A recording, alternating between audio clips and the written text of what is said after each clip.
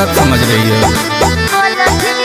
दिल लेने देने की न करनी है गलती, देख के सुघोर हमसे मार दोगे पलटी। आऊं झांसे में मैं इतनी पागल नहीं, अरे पागल नहीं, समझे? ताली पीस्टी खराब होगा काजल नहीं, खाली नथिए उतारूंगा छागल नहीं। कि लिपस्टिक खराब होगा काजल नहीं, खाली नथिए उतारूंगा छागल नहीं। ऐसा क्यों?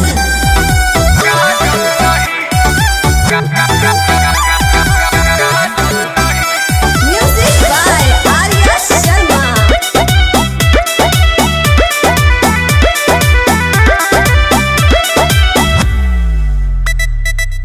है सारे लड़कों की आदत पुरानी, छोड़ देते हैं यूज करके जवानी। दिल में किसी को बसाना नहीं है, होना नहीं है किसी की दीवानी। ऐसा क्या? हाँ जी। टाका फीट करते हैं फिर वो चीट करते हैं अपने यार को, उनका यही तो है काम, करते फिरते हैं बदनाम सच प्यार को। लिखी तो हरोली लहर पर टांगल नहीं, अरे टांगल नहीं। अरे तुम ही लिख दो। ओहो ताली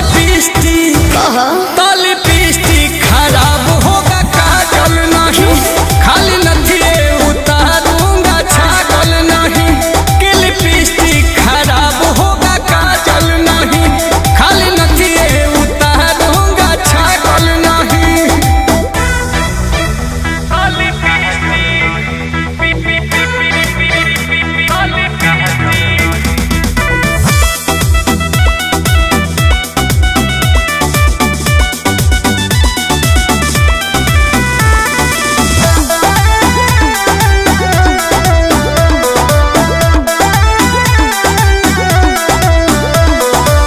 अच्छा है लड़की पटाने के फंदा, होना नहीं है मोहब्बत में अंधा। चेहरे पे जितनी शराफत झलकती, उतना ही नियत होगा तेरा गंदा। क्या आंसू